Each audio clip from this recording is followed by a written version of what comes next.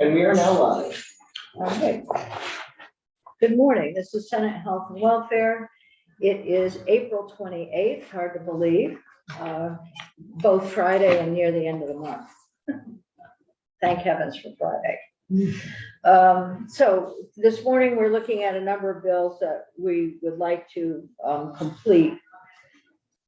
And the first bill we have on our agenda is H94. Katie, why don't you come up? We've got an amendment and just, Katie, I'll wait for you now.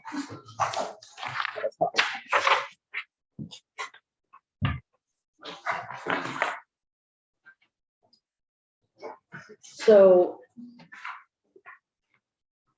this is the bill that would ask for a report on eliminating the rateable reduction for Reach Up, which is currently 49.6% of the total cost of what Reach Up folks are eligible to receive.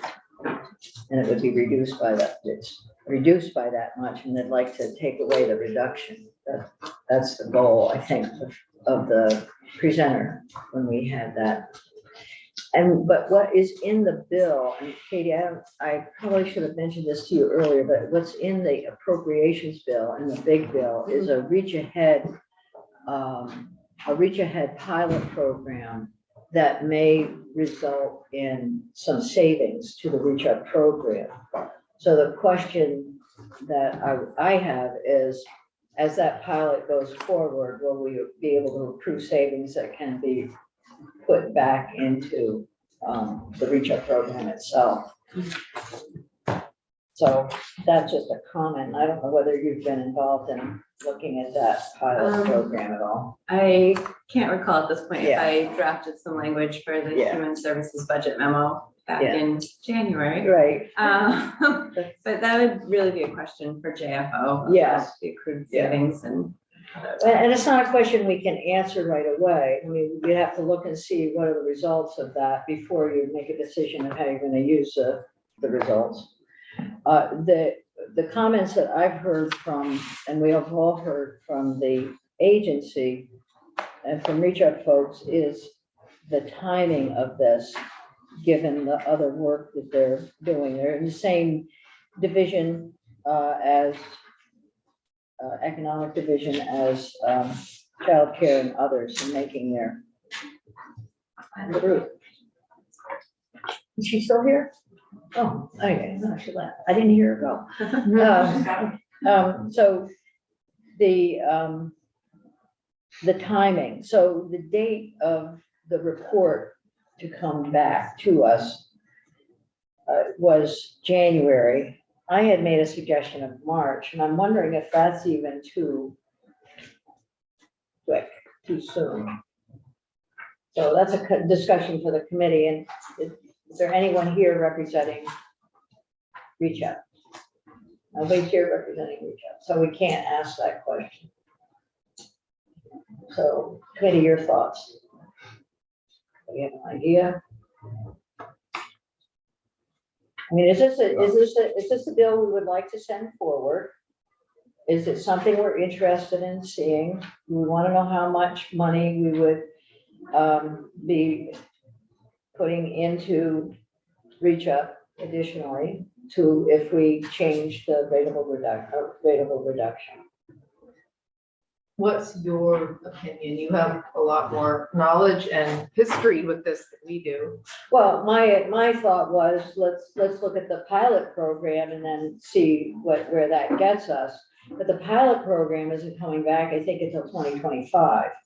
So it's a period of time, a big period of time. In the meantime, we can look at the data.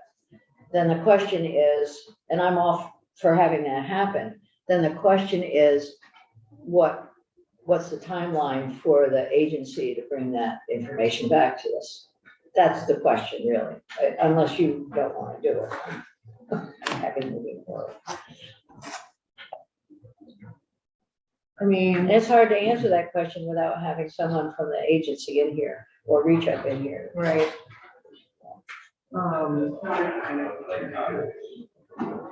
I would be fine putting something in the fall.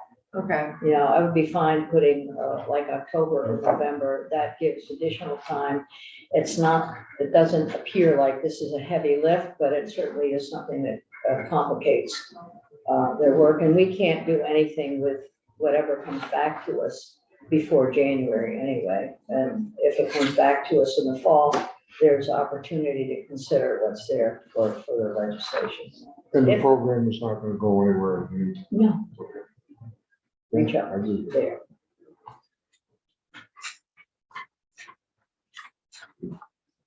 that sounds like a good plan, Sounds like a Chair. plan? Lyons. Okay. Good Yes. idea, Madam Chair. It does. Okay, good. So Fantastic. Katie, then we put November 1st. Of 24. Yes, Okay. that's this, 23. Yes, I have to, that's not the amendment I had prepared, so. No, I know you didn't. I can change it quickly. May I just ask How about 23? You want it, well, then it's sooner. I mean, right now, the bill has January. Oh, Your for amendment. 24. So we would put it out to March 24 or That's- November 1st, 24. Your amendment does March. Yeah, The department recommended March, so this would be after their recommendation. I know. Okay. So, okay, well, we can go with March. Look, we've got what you have here. Okay, do you want me to pull it up? Yeah. Okay. Do you want to see the underlying bill again or just the amendment? Just a minute. Oh, Does anyone want to see the underlying bill? okay. No, but it would be worthwhile, because it's been a couple of weeks, or at least a An couple of long overview. days, just an overview. Yeah, 40,000. Okay, go ahead. Sorry. Okay. I'm with you. Go ahead. So many. So the rateable reduction is a formula used to calculate the benefits that families on Reach Up receive. And it sort of calculates what the family needs and then reduces it by 49.4%.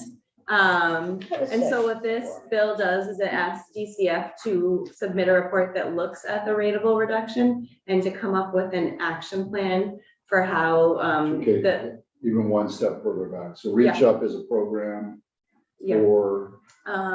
families. It's a program for low income families and it provides a economic benefit, economic assistance to the families on a monthly Just a basis. general economic time, not the specific to food or energy or. It's the old welfare program. Reach Up is the old Rotana program. So it does provide support for people who need it. But SNAP. yeah, like SNAP is earmarked for food, so this Right. benefit is more So flexible. roughly how many people? Just roughly. It's a better question for the department. I don't know how many people are I on think the they program. Yeah, we have a testimony. I know we did, but I'm just trying to get a sense of. And how about budget, current budget? Maybe, JFO question. Okay. I'm I sorry. just need, I'm not gonna hold it, so I'm just kind of like trying to get a sense of scale. You know, is it 100 votes or is it, 100,000 votes? It's not either of those. I'm trying to dig into my brain. Do you remember? I don't know the specific number of families, like, I can find out pretty quickly, but the budget was about $21 million last year. 20, okay, that helps. All right, good, thank you. And the benefit right now for family of three, we heard was like $730 for all their basic needs, so if we could get that out to scale. we can get the number. Gotcha, okay, it's coming back slowly. Yeah. So it's basic needs. Then they subtract. So they figure out how much a family of four might need. And they cut it by 49.4%. Okay. Maybe a relevant question, but why do they cut it? Do they cut it because there's other programs that also provide? There are other programs, and it is a very expensive program, and you can cover more people with less, if you have less. It's basically based on the So budget. does that much we budget. percentage support like a state share of a federal If you want to. match? So I believe the testimony you heard is that originally the rateable reduction was implemented, I think, many decades ago, because it was meant to calculate what the budget was for the program, how many people needed to get a benefit, and what do we have to reduce the benefit by to make sure we can serve this amount of people. So it's sort of a budgeting tool to stay within a budget. Okay, and again, last question, then I'm done with background. Is it stepped or is it just like, here's the population and here's the rate? Or is it changed by income? Is it stepped by income? These are people without. But I mean, On the FPL, yeah, I don't Yeah. think it is. No, I don't think Although it's the that either. testimony up in Human Services made it sound like doing the calculation for what the family's benefit is more complicated than, just making a simple calculation, cutting it in half, and here's your benefit. It sounded like it wasn't quite that intuitive. okay, thank you, Matt, for indulging. Yeah, no, we're good. Okay. All right, so the bill would ask, give us the big overview, Katie. So the bill is a report from DCF, and it's asking them to create an actionable phased plan that estimates the amount needed to remove the rateable reduction. And the plan design will be designed to phase in over a period of not more than 5 years. Would address financial implications posed by removing rateable reduction, address anticipated changes to the caseload in REACH-UP, and identify any federal or state resources that may be utilized to remove the rateable reduction. So it is a report for a plan, an action plan. Right now, you have the January effective date, and here's your short little amendment. And this just says that the Senate proposed to the House that the bill be amended in section 1 by striking out January and inserting the move there March 15th, 2024. Okay, Let me, there it is. I mean, let me just ask a simple question. Why wouldn't we want to do this? I don't know why you wouldn't want to do it. Someone may not think that you should be adding funds into the REACH-UP program. I don't know what the intent or the justification would be. I think it's a good idea to look at this and understand it. It hasn't been changed in years, so it's a good opportunity to see what the costs are, and maybe there's a balance between 0 and 49 or whatever percent. And then also, the work that's going on with the Reach Ahead pilot also suggests that it's time to look at the whole program, the financial piece. So, your question? No, I was just gonna say, I mean, the challenge has always been that it's an expensive program, and if you really want to dig into all the history and everything, I talked to Senator Kitchell. She can tell you a lot, and I recommend it. She can tell you a lot about the history and how we got to where we are. And every year she's like, we should be putting more money into REACH-UP. And, we are sort of stuck in this thing where we just like reduce the money that families get by this percentage. And She was not here good. when TANF started. Yeah. So this amendment, all we're doing is moving the report from January to March. Yep. And is that because the department asked for the change? Yes. Yeah, they did. And, right, and so during the past few years, we've added base funding into the REACH-UP program to help people, because there's no inflationary link or anything else with the reimbursement of the money that they get, so. Okay, that's the proposal amendment. Any further questions, discussion? I move that we amend the bill, Oh, wait, you need to have a piece of paper. H 94. Senator I Williams. was just wondering if we could push it back and get some people in here to answer our question. Well, It's just. we did have folks in, and we can arrange that conversation if you'd like that. I don't feel comfortable voting on something if I have questions. We also have testimony on our webpage, so you can search for S94 and look for the witnesses. All right. Well, We do have comments from the department. Yes, As well as from Amy Jones. And the reach out coordinator as well has written testimony on the website. So is all there under age 94. we only have 8 days left, correct? It's only a report, I will say. So it's not like we're changing the program. We're just asking them to come We're back just and asking for- get this information. So I hear you. That's I- 5 report? Huh?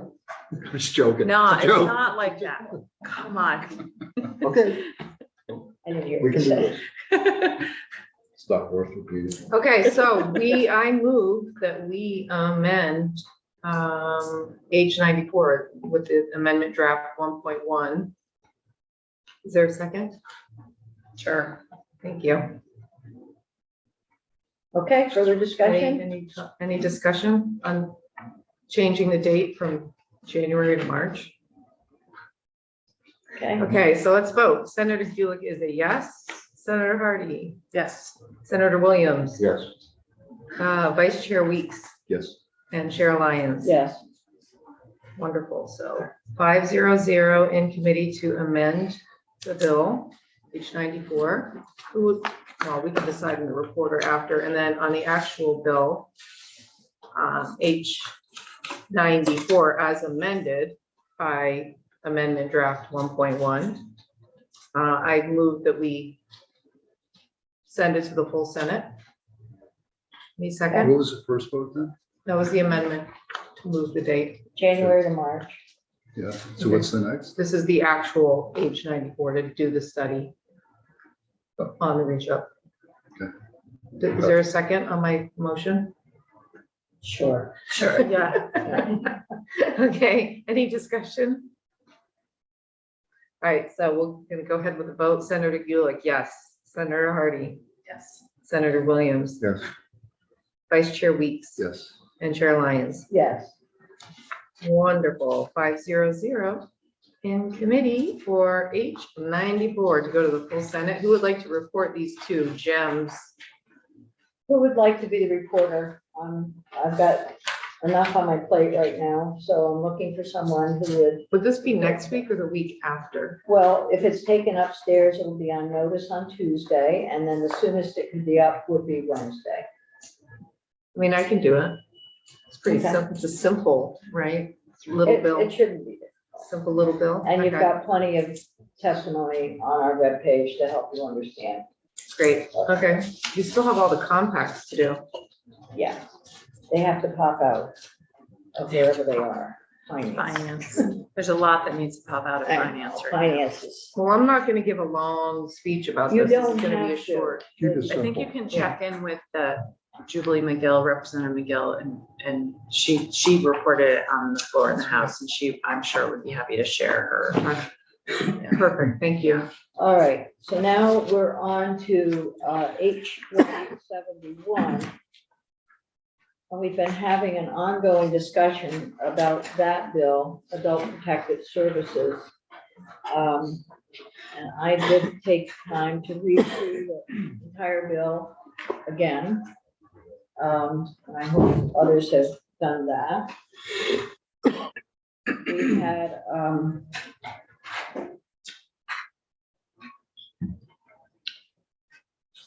Katie, we have. Oh, I'm You have an looking. amendment. We have an amendment, a But proposal In amendment. the absence of decisions having been made, I just drafted everything and Good. it's easier to cut it out. This is how, this is what we would like to do, is to look at our decision points. I think we're at a stage, we just need to make our decisions, because we're gonna hear this side and that side, and this side and that side in perpetuity, and we're just, As my husband said last night, it's a binary choice on an issue that's not at all binary. yeah, it isn't. And Right. that's, interesting. I was like, oh my gosh, you just nailed it, because I was telling him how hard it is to vote sometimes on some of these things, so, anyway. Yeah. Okay, so Yeah. Katie, Yes, do you want to put it up there? sure.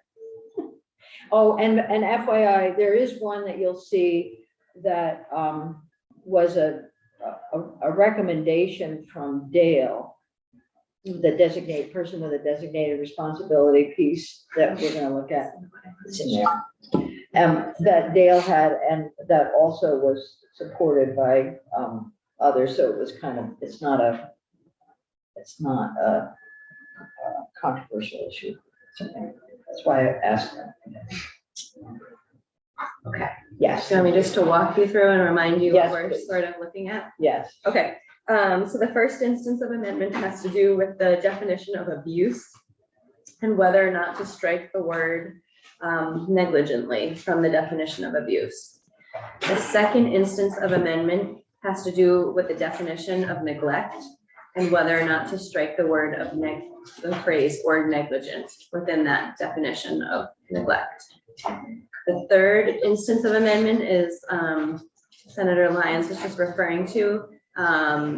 This is something you hadn't seen yet, but in the definition of caregiver, this replaces the existing language with a new subdivision C that reads a person with a designated responsibility for providing care to a person that is required because of the person's age or disability.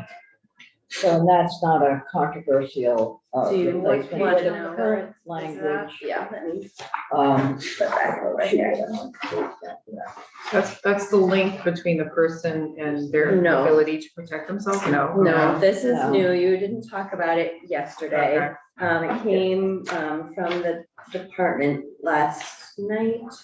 It's in the definition section, subdivision, what is it? Subdivision 9. So it's our definition of caregiver. 6902. So Here it is, page 5. thank you. Yeah, it's very similar to what's already in there. Yeah, it says a designated responsibility, but this defines a person. A person with a designated responsibility for With- providing care. It's just adding designated responsibility. Yep. So what would that mean for, a spouse caring for another spouse, for their spouse, or a parent caring for a child? Is that considered a designated responsibility? I'm not sure how that would be interpreted by the department. Would you like me to speak to that? Please. John Gordon, Director of Adult Protective Services. So when we originally proposed this language, it was broken out as dependent clauses, and they were all sort of designated responsibilities of different types. And when it was formatted for this, it was reformatted so that didn't carry through. And our concern was, as it's currently worded, it basically says that anyone who provides care that basically an individual needs. So if I'm a passerby and I help somebody just in passing, I could be considered a caregiver. What we're trying to limit it to is if I'm a caregiver, that means like I know that I'm a caregiver. Mhm. I've either been given this responsibility or I've taken it on myself. I've designated myself or I've been given it to. So like an employee. So if I'm a spouse, it depends how we would interpret that. Like if I'm a spouse and I know, like I said, yes, I will do these things, or maybe I'm being paid for Eris, then yes, in that case, a person would be a caregiver. But in the case of a spouse who hasn't, this happens frequently, where family members live in the same house, just by proximity, they aren't automatically considered caregivers. So we felt that the current language would make it, if I do anything, I'm automatically a caregiver. We thought that was too broad. It would ensnare people, so to speak, in this label, when there should be no question. If I'm a caregiver, I know that I'm a caregiver, I've taken that responsibility on, or someone has given me that responsibility through employment or contract or agreement, something like that. So specifically when it comes to family members, that would still apply. I wouldn't be a caregiver simply by proximity or relation. I would only be a caregiver if I willingly took that position on, or agreed to it, or was contracted to it. So how, if, for example, I'm the power of attorney for my parents, does that mean I'm designated, or? If that's an active power of attorney, we would consider you a caregiver for those duties outlined in the POA. So if you maybe signed a POA back in the day, wasn't activated at that time because there wasn't any need, then it becomes active. What are the things that you're signing up for? Like, are you managing the finances? Are you doing some, we would consider you a caregiver for those aspects.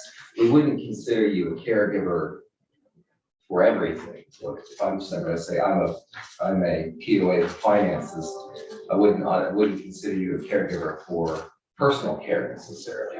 You would need to accept that role in some way, indicate acceptance of the roles for like personal care before you can see you're a caregiver for those tasks. But you could be considered a caregiver for tasks relevant to your POA. So it narrows it. It narrows it. And it needs to be explicit, right? It sounds like. It's helpful, it's more helpful when it's explicit. Yeah, so I think the question all comes from the insertion of designated responsibility. But Yeah. it's almost like designated responsibility now needs its own definition. Or given what, you just went through, 3-4 minutes of explaining what it is, which adds clarity, is very helpful. But it almost possibly needs another definition. If that's, Was that considered? There was a number of things that were considered for definition, and it felt like kind of an unending. Yeah. We could go on and on. And when we look at caregiver, we look at how do we establish that this person, was there an agreement? Right. Was there a document? Was there basically something that puts the person on notice, or something that they would in effect agree to? Because we have to be able to establish that to establish other things in statute. For instance. So, right, if you look at page 5 and you look at the definition for caregiver where this would fit, and then it does have, this would be in sub A, there's also sub C. So the sub C says, right now, a person providing care to a person that is required because of that person's age or disability. So what this does is it defines the person who's providing the care with a designated responsibility for providing care. So it's not in the first, it's not in A, it's in C in the definition of caregiver. It almost seems like A and C are now redundant, like, or they're not, it's not necessary to have both of them. I'm wondering that too. Although B is a different type of designation and C is, Yeah, B is different. B Yeah, is B is different, but A different. and C, if you put in designated responsibility into Yeah. C, then A, what's the Well, difference? although A this- designated responsibility for providing care to another, or a person with a designated responsibility for providing care to a person that is required because of the person's age or disability. yeah, It's the- I mean, it is the they're- same. Redundant. What happened with that is in the original construction of the language that we developed, they were slightly different. When then it got changed, we were focusing on fixing C rather than fixing the whole definition. Because our belief was the problem with C is it took the definition of caregiver and just opened it up way too broad. So we were focused with this language on narrowing back down. We Right. did recognize that A and C are functionally redundant at this point. Exactly. So why would we keep them both in if they're functionally redundant? Katie, does it make a difference there with B? Is the introduction to B necessary, or can we just have A and B, boom? Okay. I don't know what you mean by the introduction to B. I think what you're choosing between A or C. A, right, A is, do we just move C up to be A? Sure. I mean, I think you could choose one or the other. I don't. Let's do it. I like the narrowed scope. Personally, I think it does help. So you're looking at C? I keyed in on Yeah. something you said about power of attorney, and if this passes, it could potentially be a bunch of people out there that are power of attorney that don't know how it's gonna affect them. You know, You mean the responsibilities Right. associated with it? Well, when you sign a power of attorney, Yeah. you sort of know that you're, Yeah. well, I am, you I am. have the power of attorney. but But I do wonder though, on this language, it doesn't include illness. It's person's age or disability, but you could be a temporary caregiver, somebody who's recovering from an illness or an injury, and they might not necessarily.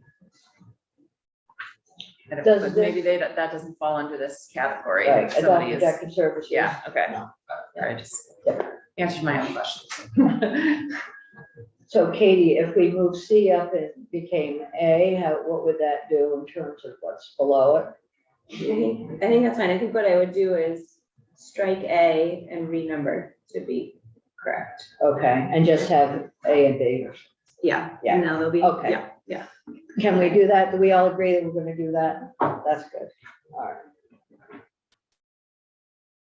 Okay, then on, keep going. Now we've gotten to that. We've got that one done. That's good. That becomes B. Okay,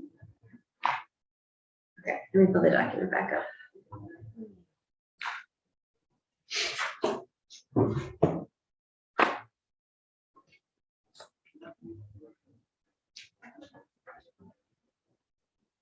Okay, so we just looked at the caregiver definition. Now we're in the fourth instance of amendment on line 17. And the fourth and fifth instance are sort of one policy choice, but they require two instances of amendment to effectuate. So this is allowing clinical eligibility for the long-term Medicaid waiver to qualify a person to be to meet the definition of vulnerable adult. So that decision is moving it into subdivision B or leaving it in C. Yes, I think that makes a lot of sense. And then the sixth instance of amendment on page 2, line 3. This was the issue with the linkage. So if you choose, in the definition of vulnerable adult. So if you choose to have that linkage, this language would do that. So the language you would have would be some impairment of the adult's ability to protect the adult from the specific report of abuse, neglect, or exploitation. What page are you on? I'm on page 13 of the underlying bill, the very bottom, lines 19 through 21. Right. If you chose to have that linkage, it would be some impairment of the adult's ability to protect the adult from the specific report of abuse, neglect, or exploitation. Okay. Wait, which instance of amendment are you? That's the sixth Number. instance of amendment. Okay.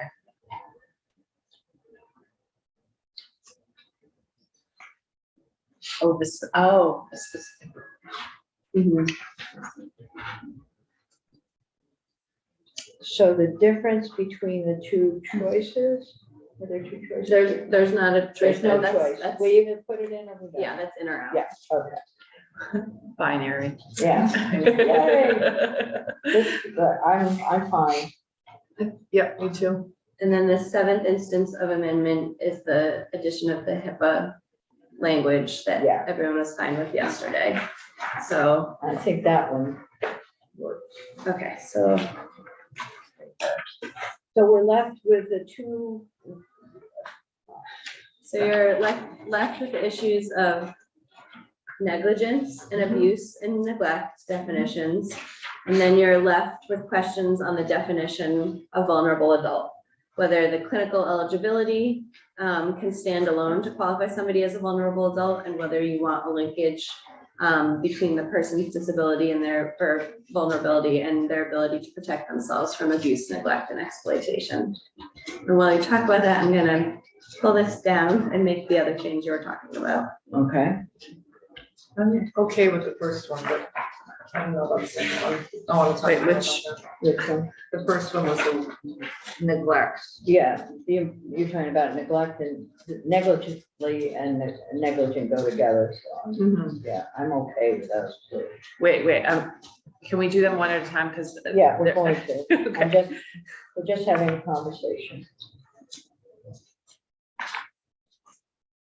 But Katie, do the magic first. Oh, no, sorry. No? You don't have to wait for me. Did you want me to pull the document up? Yeah, I'm Okay. looking at page 8 of the bill. Katie, if you want me to take over screen sharing so you can work too. Thank you. Yeah. Oh, Page It's okay. 8 is negligent, and do you want to look at the underlying bill? just so we can see the context within Yeah. which this. There are two that were, look, the abuse and neglect. So here is the definition of abuse. And it's on page 2 Of the is bill. abuse. Of the underlying bill. The underlying bill, page 2 and page 8, I think is where it is. Is that, am I right on that one? I went through it. You're looking at the neglect. Yes, Yeah. neglect is on page 8. So this is abuse. Abuse means any medical treatment that purposely, knowingly, recklessly, or negligently places the life, health, or welfare of a vulnerable adult in jeopardy or is likely to result in impairment of health to the vulnerable adult. So the question is whether to remove or negligently. And then if you go through and you look at any conduct committed purposely, knowingly, recklessly, and continuing on, there's a pretty significant set of modifiers on that. And then, so that, I think negligence, that one is it's not as objective as perhaps we would like. That's that one. Next is Page 8, 8, thank you. and it is on Okay. page 8. So subdivision 21, negligent means purposeful, knowing, reckless, or negligent failure or omission by a caregiver that has resulted in or could be expected to result in physical or psychological harm, including a failure or admission to. And we have a list to go through. Yeah, when you look at that, it has the word, it's failure or omission. So for me, that really covers a lot of what one might consider to be negligent. I just.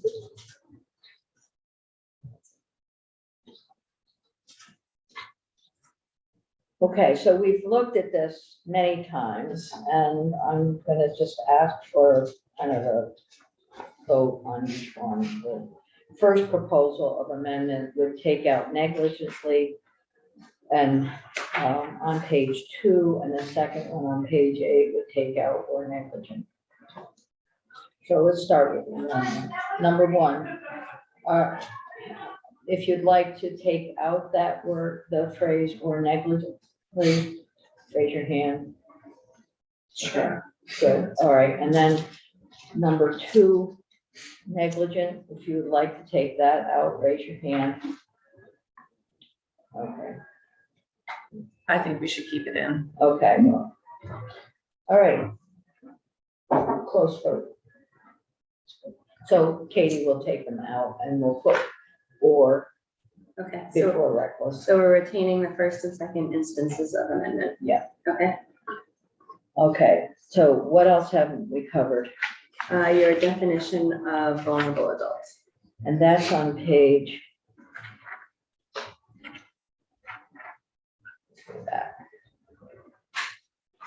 The definitions in this bill is substantial. Yeah. So we're at the, On page 12. yeah, and then the changes themselves that you're considering are on the next page, 13. So right now, you'll see in subdivision C and lines 11 and 12 is the reference, or is determined to be clinically eligible to receive long-term care Medicaid waiver services. And the proposal from Legal Aid and Cove is to move it into subdivision B, What page again? page 13. Page 13. So when we're looking at the fifth proposal of amendment, are we looking at the fifth proposal of amendment? They go together, the And then- fifth, the fourth, and the fifth. The fourth, yeah. Yeah, Fourth and so it's fifth. sort of a package. So what we would be inserting in here would be what addition? So, you would be in subdivision C, you'd be striking or is determined to be clinically eligible to receive long-term care Medicaid waiver services resulting in. And you would be adding that language to subdivision B before the semicolon.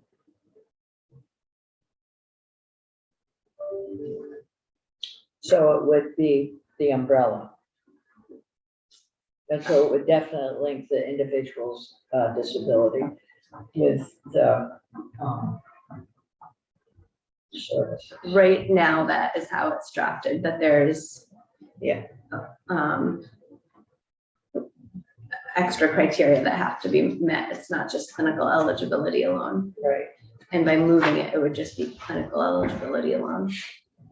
I'm happy with the way it is, I think. I think this is a very substantial change. Makes sense. Yeah, that's a hard one. So go through it one more time, because I think this is a tough one for people. Sure. And so help us understand it. Sure. So currently in subdivision C, Of the underlying bill. of the underlying bill, yes, Page 13. 13, okay.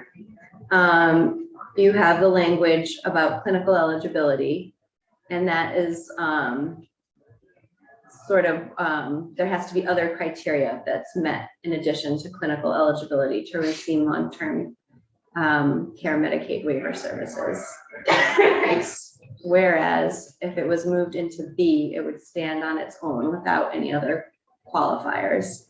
It'd just be that if you're clinically eligible to receive long-term care Medicaid waiver services, that in itself would mean you're a vulnerable adult. And we're proposing to. We're making a choice. It's a yes. Okay. A binary choice, yes or no. Okay, fine, there you go. Good Change it or question. leave it alone.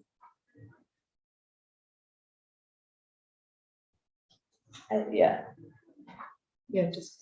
I think, you know, I'm fine fine with with- moving it, actually. you're fine with what? I'm fine with the change, the amendment, because I think if you're clinically eligible to receive long-term care Medicaid waiver, It's also disability, remember that. So it could be that if you have a disability that may be unrelated to what's affecting you, like as you were talking about the financial piece yesterday, someone might have received be Medicaid eligible for the disability, but their ability to manage their finances might be.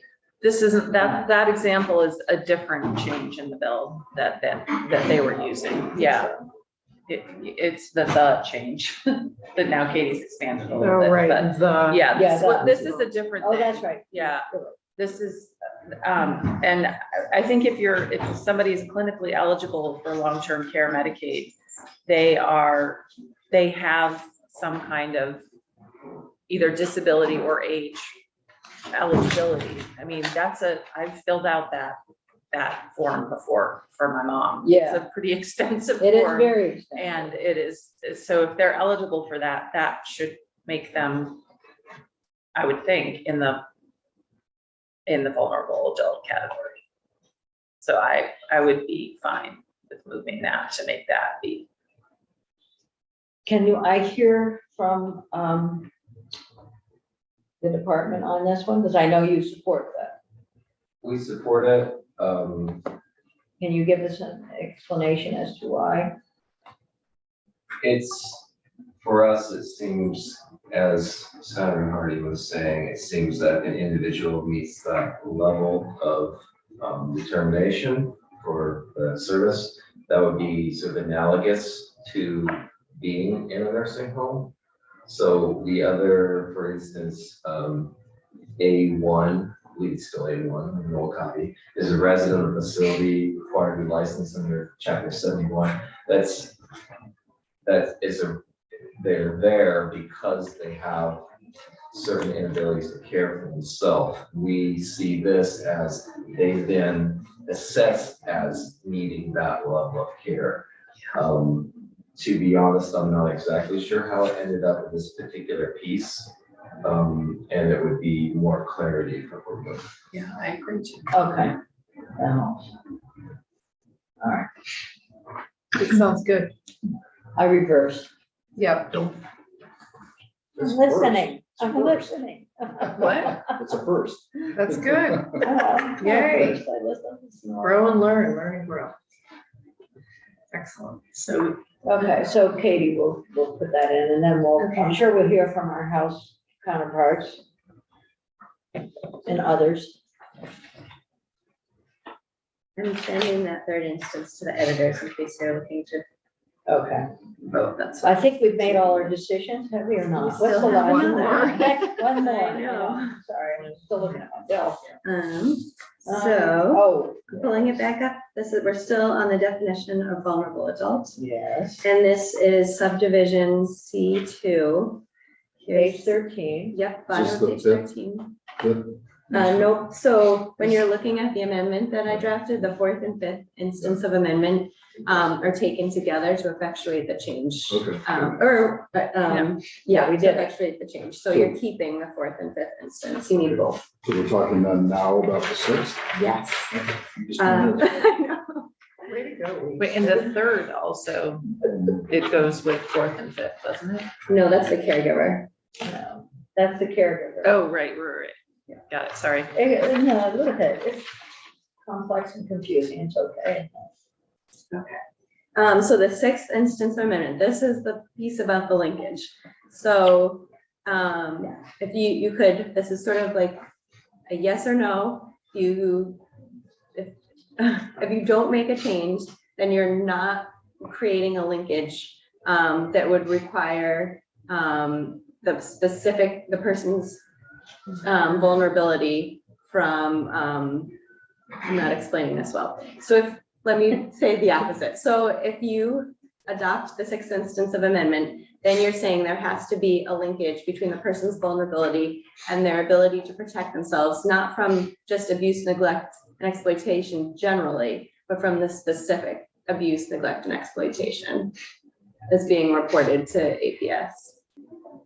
Okay, say that one more time, please. Okay, I hope. And I we're can. looking at. I understand. No, I understand it too. that. I just don't understand the implications, like, I don't know how to vote on that one, to be honest with you. So anyone who can add some clarity or an anecdote to, I know we had that one story, I remember it, but can anyone help me out here? But that, I'm looking at go Ruth. ahead.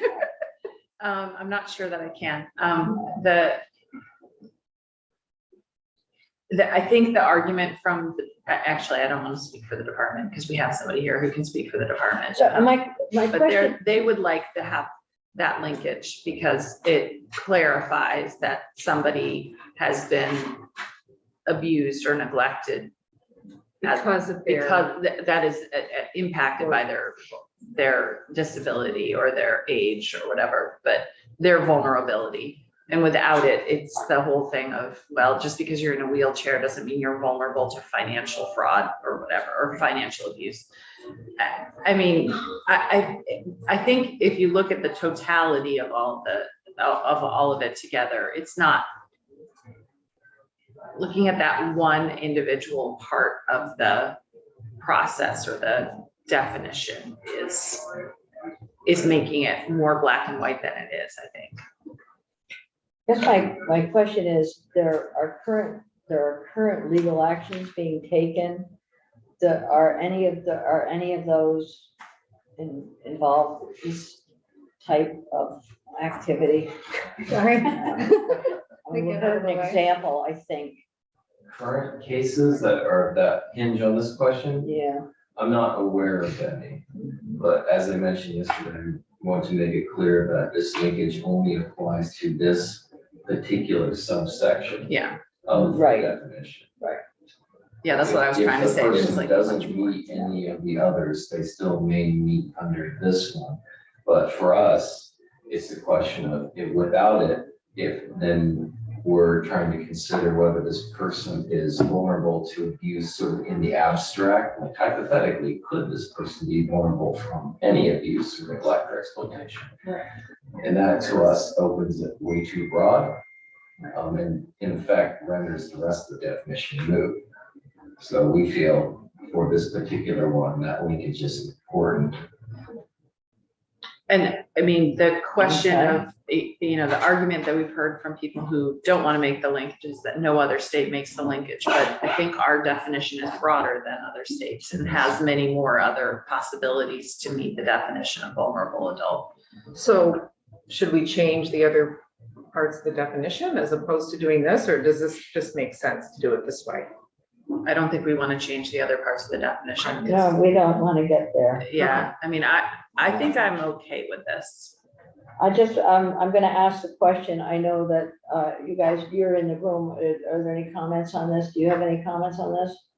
Justin Warner, Vermont Medical Society, this was not an issue we took a Yeah. strong position on. It's really Logically, hard. this change makes sense to us, but it wasn't an issue that was central to our concerns for them. Okay. Anybody else think that this is not something that should happen based on the, department's recommendation? I'm okay with that. Okay. All right. Oh, okay, And then fine. We'll put that one in. the last one is the HIPAA one. The That- last one is the HIPAA piece, but you, The HIPAA we decided. I think That we you said, decided. yeah. that's what you decided yesterday. Okay. So we're keeping all 7 instances of amendment, with the 3rd instance being altered a bit. I have the editors looking at the 3rd instance of amendments. And I don't know how you'd want to proceed. It might take them a few minutes to look at it. If you wanted to maybe go to the next one, I could flag it for you when this comes back, or. Yeah, so we've done that. We've wrapped ourselves in around it a little bit. It is not a simple bill. And why don't we move on to 481? Okay. And then, we'll come back to 171. As soon as you get a notice, then maybe we can come back to that after we look at 481. And you pull up 481. And I did have questions as I went through the bill, and I will ask the agency department while you're here. The area that we didn't dive into significantly was the area of the investigation and how decisions are made. But now there is an investigatory section that will be in the department, and it could be contracted out for those investigations. But ultimately, it's the commissioner who's making decisions, and then appeals go to the Human Resources Board. The contracting section would be for the administrative hearing, not for the investigation. Okay. So. To make it disinterested and objective. Yes. Yeah, okay, Yes, and the appeals from there would go to the Citizens Board. Yes. okay, And that way, it's a similar structure to how DCR operates. yeah. That's what I thought. Yeah, it's parallel. Okay. Okay, good. All right, so let's, 481. Okay, so you And Katie, one of the things that, before we dive into it, as you look at this proposal of amendment, you'll see some language that's different. And the reason you see it's different is that I know that Senator Hardy had interest in the eating disorders report, and I'd had an interest in that as well. And so this is an opportunity for us to add perhaps some language related to eating disorders knowing that the clinic has reopened at the medical center, which is a great thing. They've been shut down for 3 months. So I met with one of the people who's been very much engaged in working on eating disorders, and talked with him and his daughter the other day. And I asked them, what would make sense here based on their experiences with the clinic and others to put into the bill. So Katie, we have something in the bill that's on eating disorders, and we'll just see how it strikes folks and go from there. Okay, so here is the amendment. You'll have to flip back and forth between the two documents. Okay, so our first change is in section 1 of the underlying bill. This is the duties of the Director of the Suicide Prevention, and it really we're rearranging the sentence, the last sentence of that bill. So we're striking out the last sentence and rewriting it to read that the director shall expand partnerships, including with service members, veterans, and their families, implement innovative data-driven initiatives, coordinate suicide prevention programs across the state, and work to secure federal funding. So really the only new language here is including with service members, veterans, and their families. But because the sentence started to get kind of complicated, it's broken out into a list. So that is the first instance of amendment. Second instance of amendment is in section 2. This is our section on statewide suicide prevention and the strategic plan and school protocol. So in subdivision A1, we have language. Let's see, at the very end of the subdivision, no, you're inserting in the middle of the paragraph. The plan shall consider, sorry, I was looking at the third instance and my brain was short, so getting a little bit. In the middle of that subdivision A1, you'll have a sentence, the plan shall consider emerging research on factors contributing to suicide. This came from the social media discussion. It did. Yeah, okay. And then in the last sentence of that same subdivision, you have a list that, I'll read the whole sentence, but you're adding after-school programs, after schools. So key resources and gaps shall be identified, including sustainable 988 lifeline funding, zero suicide program expansion, improved data collection and reporting to identify contributing causes, including social factors, to inform prevention strategies and data-informed systems and strategies for establishing and maintaining post-pension services within communities, schools, after-school programs, and health care systems. So you're adding after school to that list. Fourth instance of amendment. And sorry, for our intents and purposes, after school means summer. Yeah, It's not limited to the school year. It's just No. anything outside of, okay. and it has specific meaning. It has specific does have- meaning as the yeah. after-school program, Okay. which is funded separately, yeah. Okay, so now we are in section 2, subsection B.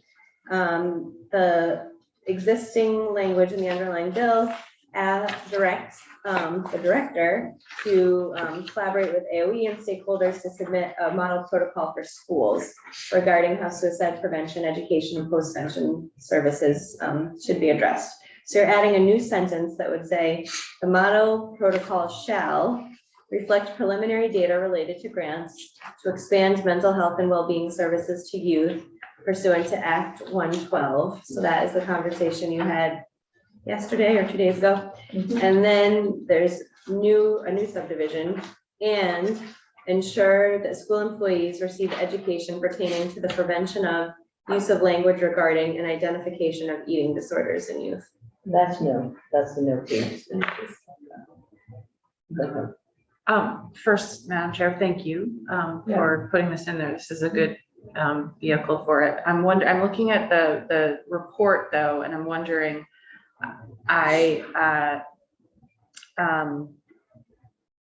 this focuses just on school employees, and I think it would be important, the eating disorders part.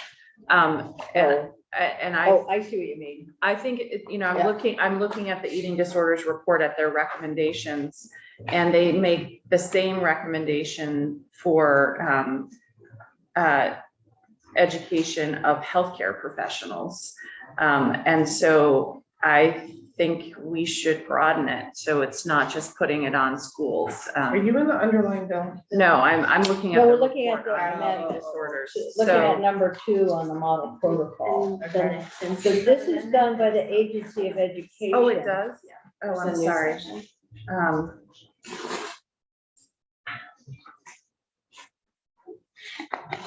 You want to look at the underlying, you want to help us out? So I was just, letting Senator Hardy know in the next instance of amendment that we haven't gotten to yet, there's language specific to healthcare facilities and providers. So let's jump down to the section, the fifth proposal amendment. Before we do, Yeah, before we go. the fourth incident, this whole thing is it's addressing death by suicide. So I understand there might be a tangential linkage to eating disorders, but it seems like a whole new topic. That's just my. Good say I that. don't, It is harm reduction. so, It can end. but that, I see that there's Where are you now? okay. So Katie and I were, she was pointing out the language to me in the fifth instance Okay, of before we amendment. go there, and then we'll get there. Hold on, hold that thought.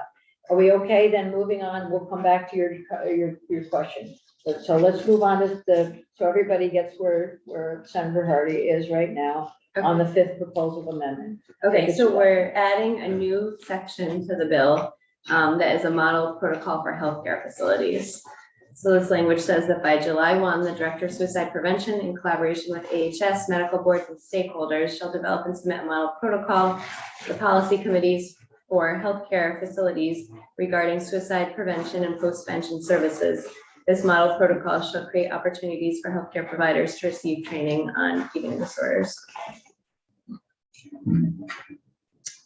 Who are we training? The healthcare professionals who would be seeing potential patients regarding eating disorders, or are we focusing on healthcare professionals themselves? Just a simple question. It would be a protocol for Training. Training on eating Well, disorders. program. I see your point. It's a little unclear. So, Yeah. I mean, the report on eating disorders that I'm looking at Which right is, now. sorry, can you I'm interested in tell me saying. where to find that? professional. It's not on our website at the moment. It's under reports on our website, actually. If you go to That's what I was reports, looking at. I think, Alex, it's on there, but I just had a tab open because I have 8 billion tabs open. Okay, under reports, would it be under? I have it right here. Or I think, Jenny has, or Senator Lyons has the Thank written copy, but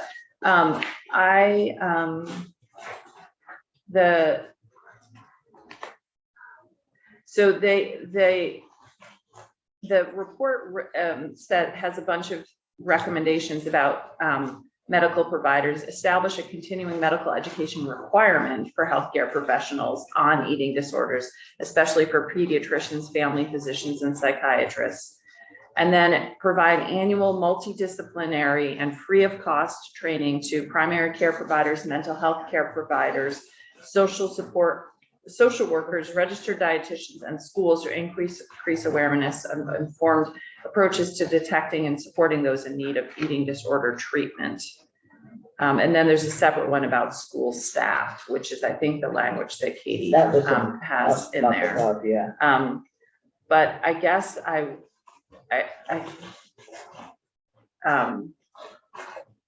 So we have a director of suicide prevention and working in collaboration with AHS. And so it says medical boards. And I'm wondering, given the report and the recommendations, we change that to professional boards, medical and other professional boards.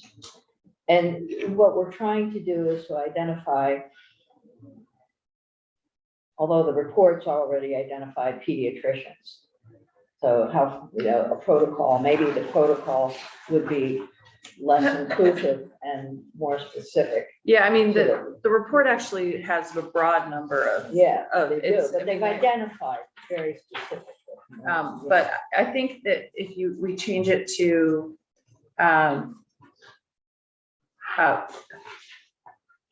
health, the medical boards, you're thinking about the Board of Medical I was Practice thinking, well, or, yeah, or I'm really thinking of all the folks who are listed there. yeah, I think, so all the relevant. Relevant. Healthcare professional boards, So maybe. medical and professional boards? Yeah, because Okay. it would include like social workers and Yeah, it includes nurses and, counselors and, and stakeholders. Okay. Earning, yes, and this model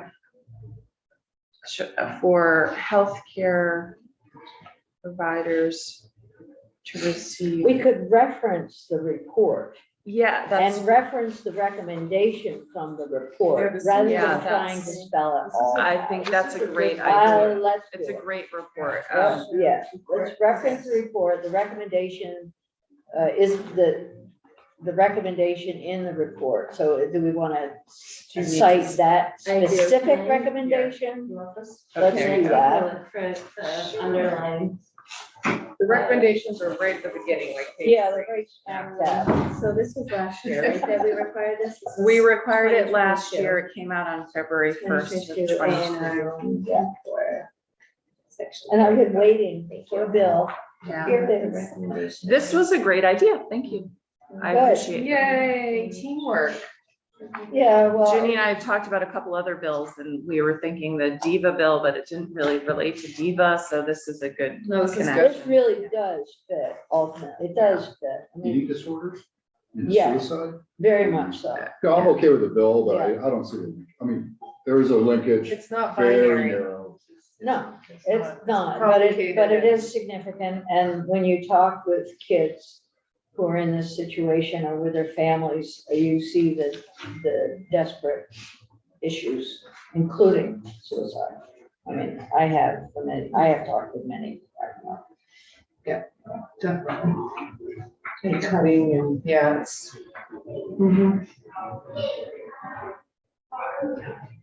It's a first step. We'll see what happens.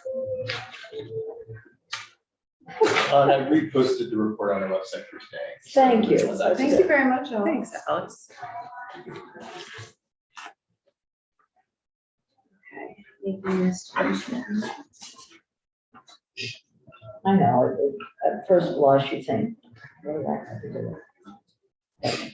But it's an opportunity for us to take recommendations that have been worked on by a task force, and there is a link. It may be less direct, but it's there. Roll up to. It feels that way. Well, why don't you read the report over the weekend and then we'll talk about it on You gonna Tuesday. lend in my report? Why don't That's you good. read the report? and give me a I'm one-page going summary?